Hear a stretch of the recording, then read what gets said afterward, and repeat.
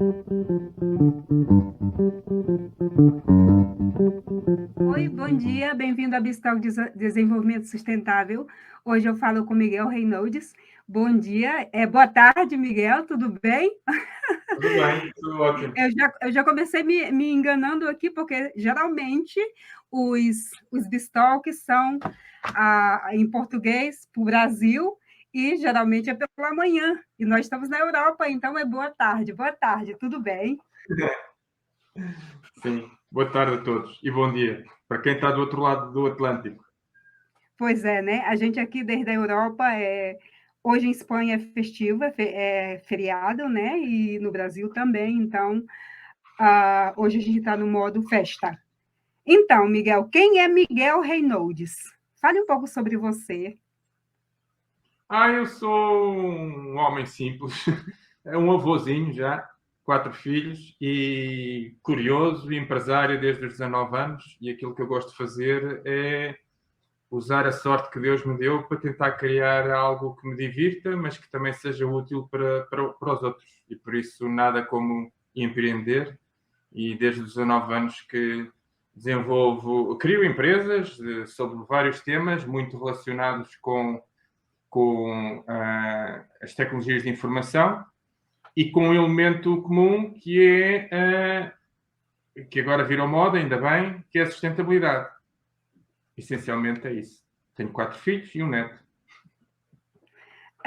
Miguel está sendo modesto, ele escreveu um livro que para mim me parece um dos melhores livros que já li, ainda que eu não li completamente, porque está totalmente em inglês, então quem quiser comprar o livro vai ter que traduzir para o português ou espanhol, né? E também é investor, né, Miguel? Então, assim, ele é CEO da Corbric, que é uma empresa muito conceituada no setor de sustentabilidade aqui na Europa e que está espalhada aí por todo o mundo, com colaboração no mundo inteiro. Então, gostaria que você falasse um pouco sobre isso, sobre essa ideia de criar essa empresa. Esta empresa é um pouco diferente de todas as outras porque é a única que eu não planejei. É como se diz em brasileiro. Em português dizemos planeei. Em brasileiro é planejei. E tudo começou com uma conversa com a minha filha. Na altura, a minha filha estava a iniciar arquitetura e estava muito insegura em relação ao futuro. E então, o meu único objetivo inicialmente era mais apoiá-la e incentivá-la, que realmente quem tem ideias, felizmente o mundo hoje está muito mais acessível do que há 20 anos atrás, porque nós estamos a comunicar e é muito fácil desenvolver atividades em qualquer ponto do globo, principalmente se o nosso produto ou serviço resulta de ideias, porque as ideias transmitem-se pelos fios pelo mundo fora. Então, a Corporate começou numa conversa. Eu tenho 4 filhos, como eu referi. Na altura, a minha filha estava muito indecisa em relação ao futuro, então vamos criar algo que seja útil para nós. Nós estávamos de viagem para Marrocos, aí perto de Tenerife, e entretanto aproveitámos a conversa no aeroporto para ir fazendo uns desenhos. E qual é que foi o desafio? O desafio foi, como eu disse, eu tenho 4 filhos, e muitas das vezes quando tinha o meu filho mais velho em casa, às vezes ele convidava amigos, e a minha casa tem 3 andares, e no terceiro andar às vezes eu tinha 10 crianças dormindo no chão. Crianças não, adolescentes já, quase homens. E eu fiquei sempre a pensar como é que haverá uma solução que, quando nós recebemos pessoas em casa, podemos criar um espaço confortável e, quando elas se vão embora, volta do normal. E foi esse o desafio que eu lancei à Catarina. O único pressuposto que eu considerei foi que devia de ser uma coisa que eu próprio utilizasse. E como eu não gosto de bricolagem, tinha que ser algo tipo Lego, porque o Lego tem uma vantagem única, é que desde que nós tenhamos imaginação, tudo é possível, porque não requer nenhuma destreza manual. Outra das características que eu achei que era fundamental era que devia de ser feito de cortiça, porque a cortiça, que toda a gente conhece das rolhas do vinho, não é? A cortiça tem características naturais únicas que nenhum outro material tem, que para o nosso caso seria muito importante, que é um isolante térmico e sonoro, é muito leve e é fácil de moldar, porque o cork break, no fundo, não sei se isto tem vídeo, mas o cork break, no fundo, são, está aqui, blocos que são comprimidos, não é? E pronto, foi só isto. E passado, durante a viagem, fizemos alguns desenhos e tal, mas era tudo uma brincadeira, não tinha qualquer objetivo de criar empresa. Só que depois, quando voltámos para Portugal, eu disse, olha, já agora verifica se existe alguma coisa semelhante no mundo. Ela verificou e disse, pai, não existe nada. Eu disse, olha, então, está aí uma oportunidade de criar uma patente e uma invenção própria. Ai, que loucura e tal. Mas pronto, ela depois ultrapassou e realmente hoje é uma patente global e, como você disse muito bem, nós já estamos espalhados por 30 países através de investidores, porque a empresa ainda está no modo de arranque. Nós começámos a produzir apenas em novembro do ano passado e agora estamos a aumentar a capacidade de produção justamente para dar resposta à procura que existe na Europa e depois vamos replicar o nosso modelo nos Estados Unidos, no Japão, na Índia e, obviamente, no Brasil também. Portanto, esse é o nosso objetivo para o ano que vem, é criar instituições em cada um destas regiões, porque depois cada uma delas terá uma fábrica que fornecerá esse próprio mercado. Na Europa só precisamos de uma fábrica que até está em Espanha, por acaso, e a partir de Espanha abastecemos todo o mercado comunitário, e assim faremos no Japão, na Índia, no Brasil e nos Estados Unidos. Portanto, realmente acabou por ser a única empresa que nada foi planeado e eu nem sequer queria avançar com a empresa. Portanto, o objetivo, quando nós criámos mesmo a patente, o objetivo era licenciar a patente, mas depois entusiasmámos-nos com a ideia porque realmente a Cork Brick muda muitos paradoxos, não é? Porque na realidade junta a brincadeira de criança com o Lego à utilidade. Portanto, nós pela primeira vez na história vamos ter a possibilidade de nos divertirmos a criar coisas como se fosse Lego, mas na realidade com uma utilidade prática. Portanto, nós podemos, qualquer um de nós, não é preciso ter especial jeito para ferramentas e parafusos e manuais. Qualquer pessoa, desde que tenha imaginação, dos 8 aos 88, pode construir uma divisão dentro de casa, uma cama, uma mesa, uma cadeira, uma estante, enfim. A imaginação é o limite. E neste aspecto, nós inovamos não apenas porque tornamos uma brincadeira útil e, portanto, deixa de ser chato estruturar o espaço onde vivemos, seja ele em nossa casa, num escritório, ou num museu, ou num aeroporto, porque qualquer um de nós pode fazer. Para ter uma ideia, todas as soluções que nós temos no nosso site disponíveis, qualquer grupo de 2 pessoas consegue construir tudo que está ali em menos de 1 hora. E ainda tem a possibilidade... Miguel, outra vantagem é que eu posso construir hoje e amanhã não preciso, ou tenho outra necessidade, desconstruo e construo outra vez outra alternativa, sempre usando as mesmas peças, neste caso, com configurações diferentes, sem desperdício e, mais uma vez, divertindo. Porque esse aqui é outro aspecto interessante. É quando nós conseguimos resolver problemas divertindo-nos, a vida torna-se muito mais divertida, mais interessante. Enquanto você está falando, eu estou pensando aí que entre a família mesmo, né, os filhos, os parentes Exatamente. mesmo, podem construir algo e fazer disso uma ação comunitária. Isso é maravilhoso, essa ideia. Imagina que você está em casa e que vai receber a sua família que vem do Brasil e vão ficar durante 2 semanas em sua casa. Pronto. Então pode pegar numa divisão da casa e criar um quarto confortável ou 2 quartos confortáveis.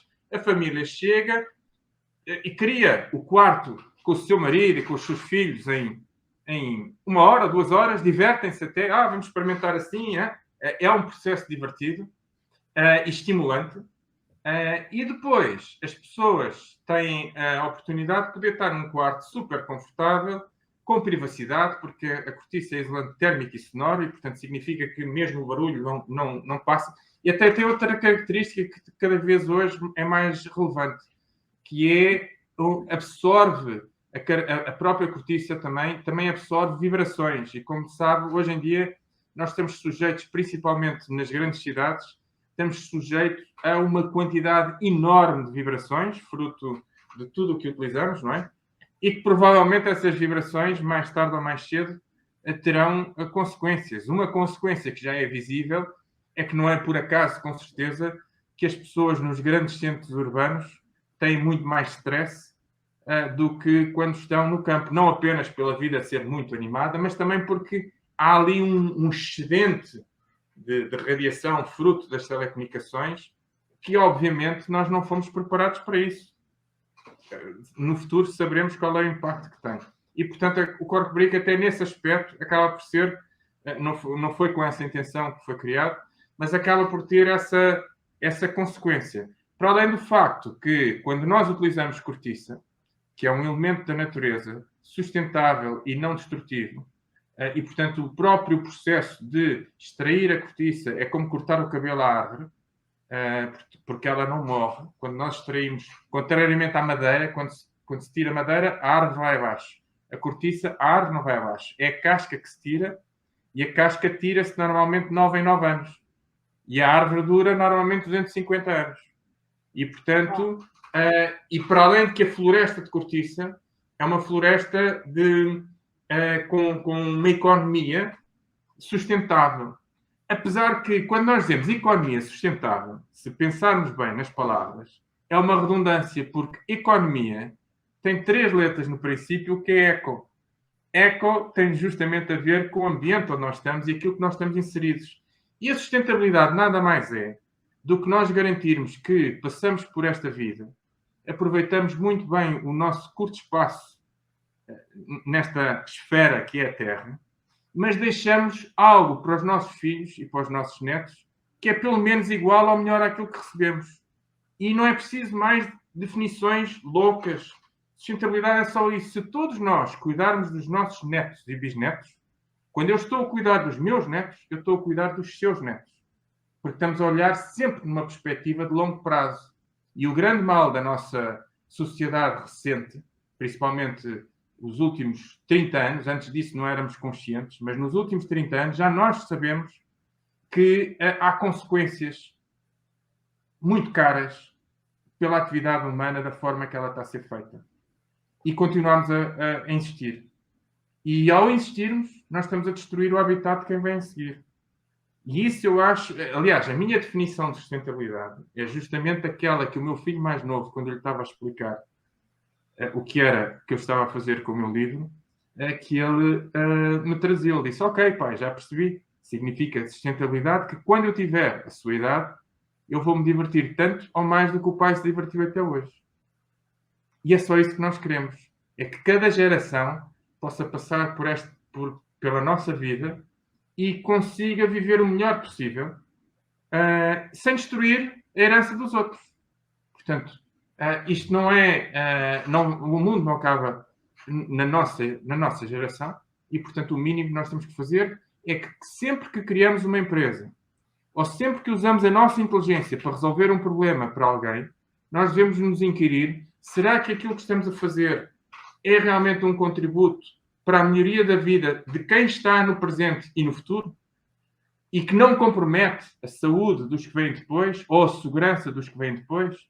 Se nós fizermos este simples exercício em qualquer atividade económica que desenvolvermos, estaremos sempre a fazer sustentabilidade. E é só isso. Miguel, tem uma pergunta.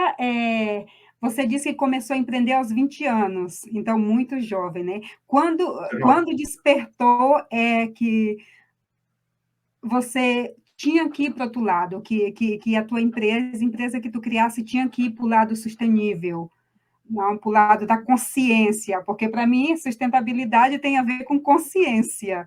Claro. Ou você já começou já com essa mentalidade de, com 20 anos, vou criar algo já pensando no meio ambiente ou nas pessoas, né? Em deixar um mundo melhor do que encontramos. Como foi? Eu acho que isso é fruto no fundo, da educação que tive a sorte de ter, não é? Porque nós não escolhemos o país onde nascemos, nós não escolhemos a família onde nascemos, nós não escolhemos a saúde que temos e nem escolhemos a inteligência que temos. São 4 fatores de sorte. E, portanto, eu sempre achei, sempre fui educado pelos meus pais a pensar que se já tivermos tantos momentos de sorte na nossa vida, o mínimo que podemos fazer é utilizar a nossa capacidade para fazer muito mais do que só ganhar dinheiro. Porque o grande problema é que a métrica da nossa sociedade é o dinheiro. E quando a métrica está errada, levamos as pessoas para os caminhos errados. A métrica devia de ser o desenvolvimento económico, que por consequência também dá dinheiro. Mas se nós falarmos no desenvolvimento económico e se não nos esquecermos que a palavra economia tem o eco antes, então tudo e qualquer iniciativa que nós tenhamos terá sempre uma perspectiva ecológica, e se tem uma perspectiva ecológica é sustentável. Porque quando nós falamos de ecologia, não inclui apenas a Terra, inclui a Terra e todos os seres vivos, inclusive nós. E, portanto, quando se tenta a deturpação de palavras que existe para vender mais livros, por exemplo, faz com que as pessoas percam rumo. Porque quando nós falamos em sustentabilidade, não é preciso ser sustentabilidade verde. Não, sustentabilidade, por definição, é holístico. Toca em tudo aquilo que nós poderemos fazer para desenvolver melhor qualidade de vida, para que outros seres humanos, inclusive a nós, possamos ter uma vida equilibrada, feliz, que é isso que todos nós queremos, em qualquer país, é sermos felizes, desenvolver a nossa família e não andar nestas guerras, algumas delas estúpidas. Hoje em dia, eu acho que vivemos num momento da guerra estúpida em que as pessoas estão agarradas a um telemóvel, a um celular, como se diz no Brasil, e a discutir o sexo dos anjos, manipulados de todas as formas e feitios, principalmente aqueles que dizem que querem fugir à manipulação dos mídia, tornam-se mais manipulados pela manipulação dos não-mídia, que ainda é menos democrática do que os mídia, e os mídia já não são democráticos. E, portanto, eu acho que se nós focarmos a nossa atenção e se dermos valor àquilo que realmente é importante na vida, que é o nosso tempo, eu, por exemplo, se já só tenho 45 anos à minha frente, eu vou fazer 45, porque eu quero chegar aos 100. E por isso há que aproveitar, porque o tempo passa muito rápido. Já tenho menos à frente do que atrás. E quando nós chegamos a um momento na vida em que nós pensamos que a vida passa rápido, porque eu acho que essa é uma noção que todos nós hoje em dia temos, é que a vida passa muito rápido. Então, por que não vamos usar a nossa inteligência para fazer algo que nos orgulhe e que orgulhe os nossos bisnetos? Porque se continuarmos assim, aquilo que vai acontecer é que 2 ou 3 gerações a seguir a nós vão xingar toda esta geração, porque na realidade nós fomos conscientes de que tudo o mal que estamos a fazer para o equilíbrio do sistema natural, ecológico, e continuamos a insistir com guerras estúpidas para que alguns poucos, muito poucos, ganhem muito e a grande maioria discuta sem saber o que é que está a discutir, perdendo o foco e acabando por comprometer o seu próprio futuro. Porque eu ainda aqueles que beneficiam dos erros, eu ainda os percebo. Apesar que, são, na minha ótica, são tubarões, são burros, porque podem ganhar muito hoje, mas estão a comprometer o futuro. Por isso é que eu divido o mundo entre tubarões e golfinhos. O tubarão é claramente aquele que é win-lose, ou melhor, perder e ganhar, enquanto que o golfinho é um ser inteligente, que colabora, tem sempre um sorriso na cara aberto, o tubarão tem sempre aqueles dentes todos arrebentados. E, portanto, isto é uma metáfora, está claro, mas que muito passa para os tubarões de 2 pernas, que ainda conseguem ser piores e menos inteligentes do que o tubarão peixe, porque o tubarão peixe, apesar de tudo, é um ser relativamente inteligente. Mas o tubarão de 2 pernas normalmente não é inteligente, como nós vimos muito bem recente, aliás, até do outro lado do Atlântico, nos 2 pontos da América. Tenho uma pergunta. Começamos já a outra parte, né? Como estruturar uma organização sustentável? Eu acho que uma organização, lá está, descomplicando, nós simplificamos. E a vida é simples. É preciso saber descomplicar. E nisso eu acho que a cultura brasileira é fantástica. Porque o brasileiro, por natureza, descomplica. O português, por exemplo, por natureza, complica. O europeu, Portanto, né? O europeu em si. exatamente. Se pode complicar, complica mais. Eu acho que deve ser o contrário, simplificar. Uma organização, o que é? São pessoas. 2 ou mais pessoas é uma organização. Um casal é uma organização. 3 pessoas, uma família é uma organização. O que é que garante que, por exemplo, você tenha uma relação estável com o seu marido ou com os seus amigos? É quando o resultado dessa relação, a vossa vida, lhe traz satisfação, certo? E, portanto, numa organização... E como é que se cria satisfação entre as pessoas e reconhecimento? Porquê? Porque quando nós iniciamos uma relação, primeiro nós temos que ter confiança uns nos outros. Não é? Nós estamos aqui a conversar, conhecemos pouco, mas tivemos uma boa ligação, confiou em mim, eu confio em si. E agora, para desenvolvermos mais essa confiança, nós necessitamos de ter transparência para você perceber e eu perceber que tudo aquilo que nós fazemos em comum, não há ninguém a tentar fazer algo que o outro não saiba. E quando eu falo transparência, não tem nada a ver com privacidade. A sua vida é a sua vida, a minha vida é a minha vida. Aquilo que fazemos em conjunto é transparência. E é transparência para nós, não para todos.